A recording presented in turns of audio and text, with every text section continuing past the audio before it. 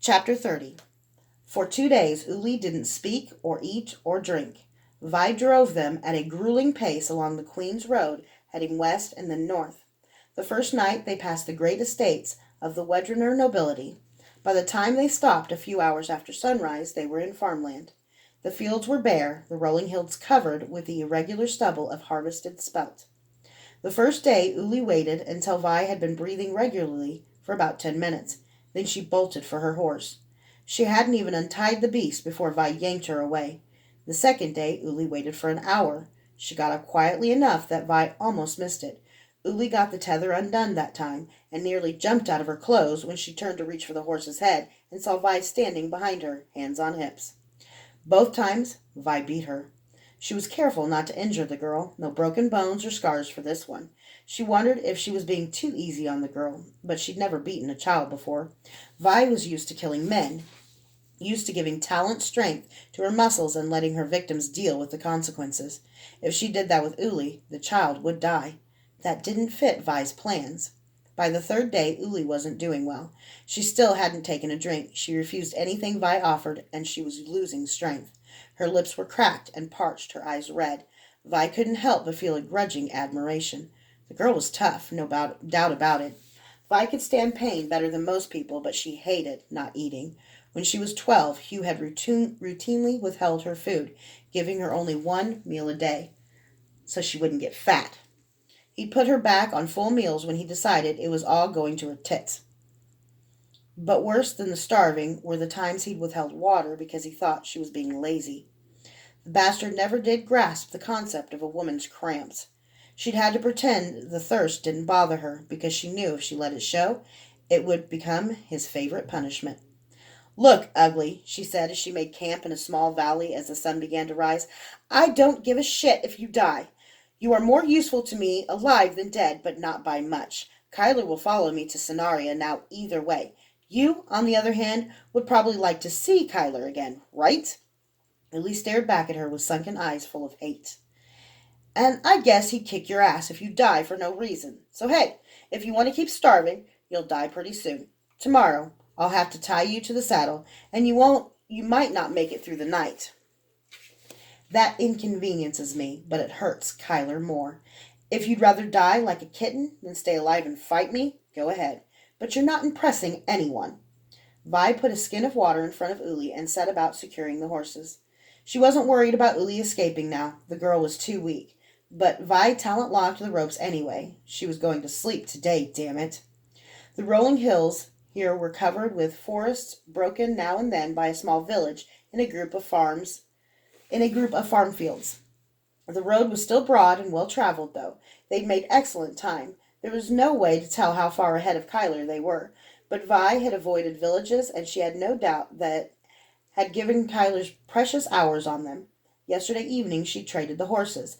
If Kyler had somehow divined which tracks were theirs among the many, he'd be thrown. Still, at the rate they were traveling, they'd pass numerous other parties, and though she could swaddle herself in a formless cloak that disguised her sex and identity, there was no disguising that Uli was a child. Nor was there any practical way to pass unseen on the barren hills they'd already come through. Usually they'd just barrel past the traders' wagons and farmers' carts. It was an uneasy balance. They made better time on the road, but they were more likely to be recognized. Her only contact with Kyler had been when she tried to kill him at the Drake's house. Ironically enough, King Gunder had hired Vi, who tried to assassinate his son, to kill Kyler, who tried to protect him. She'd had Kyler under her hips and under her knife the very day she took the contract. She liked him. He'd been surprisingly calm for a man in his situation. Calm and a little charming, if you thought lame humor in the face of death was cute. And she would have killed him, but she'd hesitated. No, not hesitated. It hadn't been lack of will that stayed her hand that day so much as pride that she'd accomplished such a difficult job so quickly. Hugh never complimented her work, though under duress Kyler's compliments had seemed genuine, and there weren't that many people a wet boy could talk shop with. So Vi had given in to the temptation Kyler had laid out for her, stalling for obviously that she'd let it work. Then the do-gooder Count had broken into the room, and Kyler landed a knife in her shoulder as she had escaped. Months later her shoulder still throbbed at times. She'd lost a little flexibility, despite instantly heading to the witch Hugh used for his healing. Next time, she wouldn't hesitate. She knew she should feel elated that she'd killed Jarl. She was free now, a master wet boy. Hugh would have no say over anything in her life, and if he tried, she could kill him without worrying about the repercussions in the Sakage. That is, if the Sakage survived whatever the God King had planned. I killed Jarl. The thought wouldn't go away. Hadn't gone away for 2 days. I killed the man who was the closest thing I've ever had to a friend. There hadn't been much to the kill. Any child could have climbed up on a roof and shot an arrow. She'd wanted to miss, hadn't she? She could have missed. She could have just not taken the shot. She could have gone inside and joined Kyler and Jarl and fought against the God King.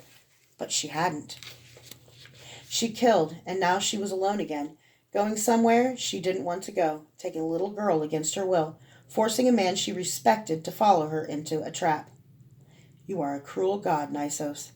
Could you not leave me with more than dust and ashes? I, who serve you so faithfully? From my knife and my loins flow rivers of blood and semen. Do I not deserve an honored place for that? Do I not deserve one friend? She coughed and blinked rapidly. She bit her tongue until it threatened to bleed. I will not cry. Nisos can have his blood and semen, but he will never have my tears. Curse you, Nisos. But she didn't say it aloud. She had served her god too long to risk his wrath. She had even made a pilgrimage of sorts. It had been on her way to a kill, to a small town in the Sethi wine country that was holy to Nisos. The harvest festival was dedicated to the god. Wine flowed freely. Women were expected to abandon themselves to whatever passion moved them. They even had an odd form of storytelling where men stood on a stage holding masks and enacting while the audience watched a 3-part cycle full of the suffering of mortals and their need for gods to straighten it out, followed by a bawdy, vicious comedy that seemed to make fun of everyone in the village, even the writer of the enactment. The town loved it. They clapped and wailed and sang along drunkenly with the holy songs and fucked like rabbits. For a week, no one was allowed to turn down a sexual advance. For Vi, it turned into a very long week. It was one time in her life that she'd felt justified in complaining about being beautiful. She'd taken to wearing baggy clothes in the hopes she would entice fewer men. All that service, Nisos. For what? For life? Hugh's nearly 40, and for all that he says he serves you, the only thing a god's name passes his lips is in curses. By the time Vi came back to where the bedrolls were laid out, Uli had finished the entire bag of water. She looked like she was about to be sick. If you throw up on those blankets, you'll sleep in them dirty, Vi said. Kyler's going to kill you, Uli said, even if you are a girl. I'm not a girl. I'm a bitch, and don't you forget it. Vi tossed the bag with her food at Uli, who dropped it. Eat slow and not much, or you'll puke and die. Uli took her advice and soon flopped down on her bedroll and was asleep in seconds. Vi stayed up. She was tired, achingly, grindingly tired. She only thought this much when she was exhausted. It did no good to think. It was worthless. She busied herself making the camp invisible. It was a foggy morning. They weren't far from the road, but they were in a small hollow. The stream came burbling down from the Silver Bear Hills with enough volume that most of the noise the horses might make would be covered, and with the cold camp they'd made, the human presence was barely notable here. She'd done her best to hide the horses behind a thicket. She squatted with her back to a tree and tried to convince her mind how tired her body was. In the distance she heard a clatter. It was dampened by the fog, but it could only be one thing: horses. She drew a knife and a sword, and dipped the knife into her poison sheath. She looked at Uli and considered trying to magically silence the girl, but it would expose her, and she didn't know if it would work anyway, so she just pressed her back to a tree and peered toward the sound. Moments later, Kyler appeared, leading 2 horses. He passed 20 paces away. He must have been riding almost straight through, switching from horse to horse. He barely slowed as he approached the ford. Vi's horse stomped a foot, and one of the horses Kyler was leading neighed. Kyler cursed and jerked the reins. Uli rolled over as Kyler splashed through the stream. The horses climbed the other bank and clattered into the distance. Kyler never even turned his head. Vi chuckled and lay down. She slept well. When she woke that evening, Uli was still asleep. That was good. Vi didn't have time to chase the girl. In her place, another kidnapper would have just bound the girl and been done with it. But the strongest ropes weren't the kind that bound hands. Hopelessness was Vi's weapon, not hemp. Ropes of Uli's own devising would bind her forever. Ropes of my own devising. I know all about that, don't I? She kicked Uli to wake her, but not as hard as she meant to. The girl's salvation had been so close, and she'd never even known it.